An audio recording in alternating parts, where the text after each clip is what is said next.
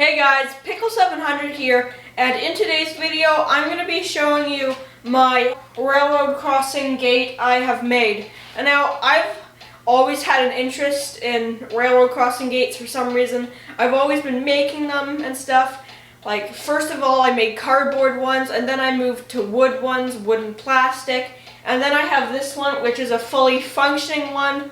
With now that I'm more experienced with electrical projects and knowing how to wire stuff, really helped in making this, being this is electric obviously. So first of all, I'm going to be showing you basically kind of all the pictures of making it in the process, and then I'll get to showing you around this. So here are the pictures.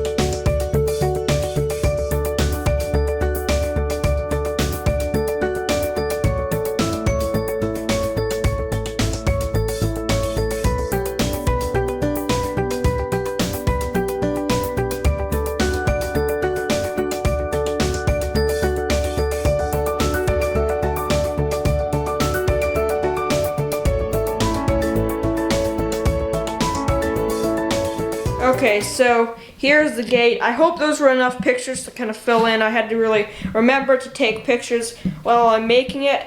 So this gate arm, first of all, this is made by, which was painted. I actually had my mom paint this because she can paint way better than me. So thank you for that. And then down here we have the whole gate mechanism, which is the whole box is made by 3/4 inch plywood, and then the gate arm supports are made by 2 layers of 1/2 inch plywood. Then we have a 2x4 going across, and then a 2x4 where I have these bolts going in. I don't have the nut on the other side, but that's okay for now because I've been taking the gate on and off to get this outside.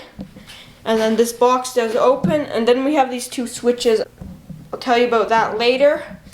And then up here we have the cross bucks, and these are the style where it's just the white with the red trim, not where it actually says railroad crossing, mostly being it's a lot harder to write neatly railroad crossing, and these are what I see where I live. So I have dual sides of those, and those are also made by 1x4 wood, and everything is painted so it can be outside.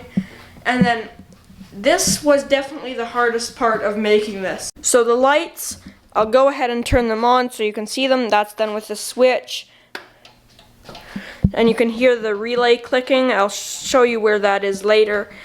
So the round metal part around and the hood are 2 different gauges of steel or aluminum. This part is a thicker gauge, can't remember what it is. This is thinner, mostly being this is easier to bend, which is a big deal when I had to bend them by hand because I don't have any tools for doing this, and this was pretty difficult because I've never done anything using metal before, like making it myself. And then we have these back boxes, outdoor rated, 3 of them for each light, and then 1 in the middle.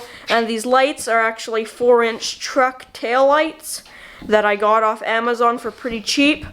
And then I have 1/2 inch conduit going down, and I realized those connections aren't waterproof, but I'm not too worried about water getting into this, being this is all low voltage on 12 volts DC, and the wires do have a jacket on them. The only thing that could happen is some moisture could get into the wire nuts, but I'm not too worried about it because once again it's all low voltage.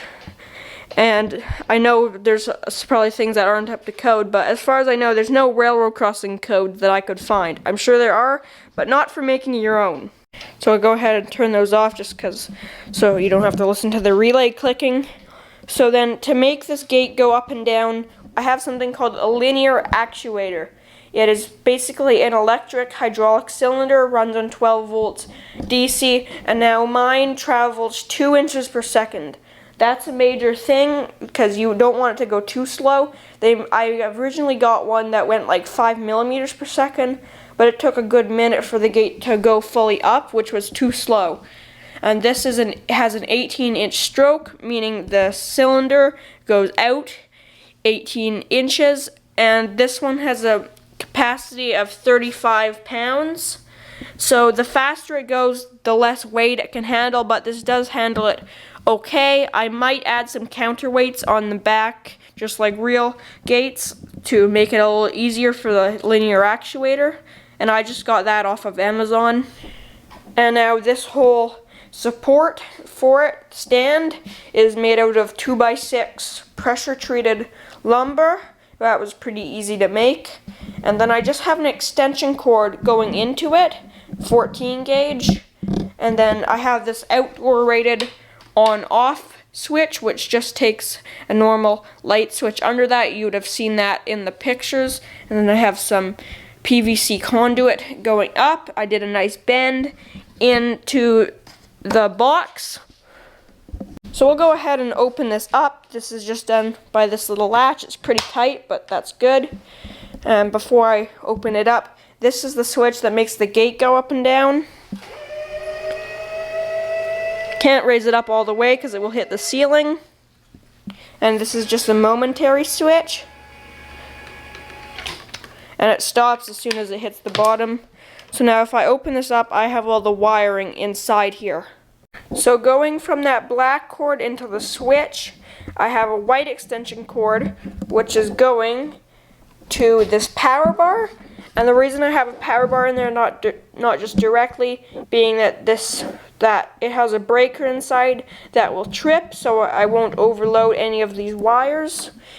In the situation like in this shop, where all of these receptacles are on 20 amp, so if this is drawing 15 amp, it's going to be overloading this extension cord, but it's not going to trip the breaker in here. So I wanted to make sure that was all safe. And then here's the transformer. The green light's on, meaning there's power. So you can see you have your 120 volts coming into there. I still have to bond all these grounds together. I haven't got to that yet. And then there's two 12 volt outputs. As you can see, both negatives are on one side, positives are on the other. And then I'll just ground everything into the grounding screw so everything's bonded. And then inside there is just where the connections are from this wire into the cord for the linear actuator. And then in this one right there, not sure if you can hear it, but that's where the relay is in there. Then I still have to get another cover plate for this. This is for the momentary switch for the gate. Then this back box is for the light switches, which turns on the lights. And it may look complicated in here, but it's pretty simple. That little extension cord is just going into feeding the transformer. And then this is all fire alarm wire, because that's just what I have a lot of on hand. So that's what I used. It's 18 gauge and it works perfectly fine. So that's about all that's going on inside of here. So I'll go ahead and close this back up. There we go. So this whole gate has probably taken about 3 weeks to build. That's why I haven't been uploading, because I've been working on this all day long for a couple weeks. So it's been a lot of work, a lot of trips back and forth from hardware stores. But eventually it's going to be completely done. It's pretty much done enough that I can show you. There's just some minor things that have to be fixed. All very small things like putting silicone around the wire going to the linear actuator. But other than that, it is pretty much done. And now this gate is just under 8 feet long. I could make it however long I wanted. Like I could get a 22-foot piece of 1x4. That's the biggest they have at stores around me. But I would obviously have to add counterweight to the back of the gate supports, because that'd be a lot for this 35-pound linear actuator to handle. So now I'm going to move this beast outside and wrestle with it so I can show you the gate going all the way up and down. So wish me luck with this.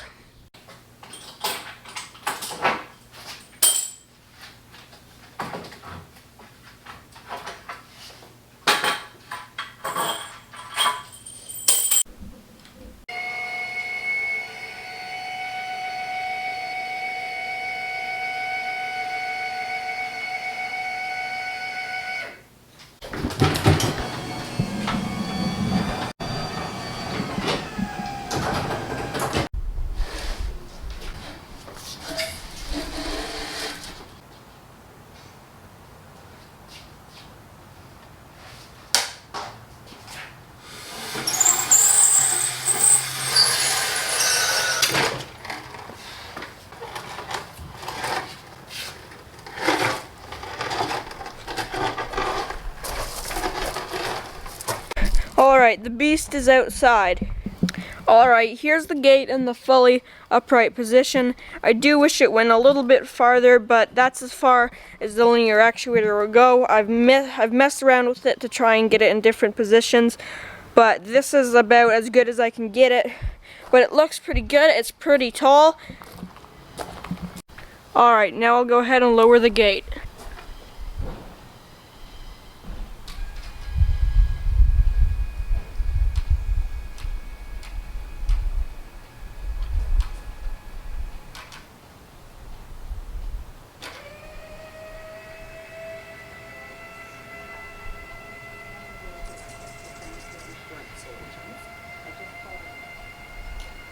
Alright, I'm going to put the camera around and give you some various angles of seeing the gate in action.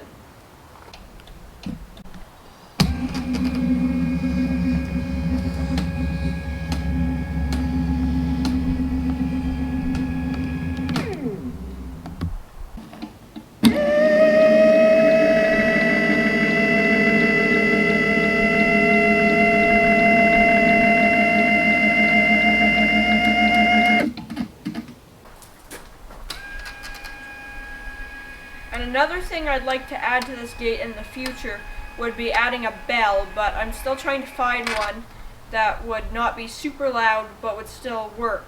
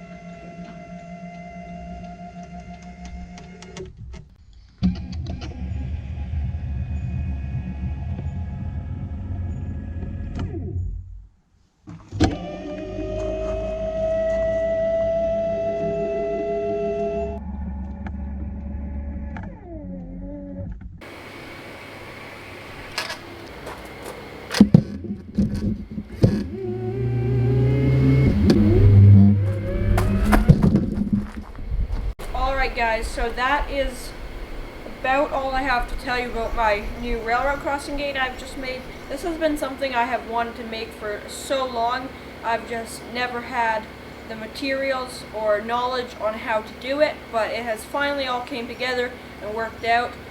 So I'm very happy with how this is working. I might add a longer gate in the future and put some counterweight on it and make small adjustments to make it better, but for now this is how it is. So I hope you enjoyed this video, and if you did, make sure to hit the thumbs up button. If you haven't already, make sure to subscribe. Once again, thanks for watching.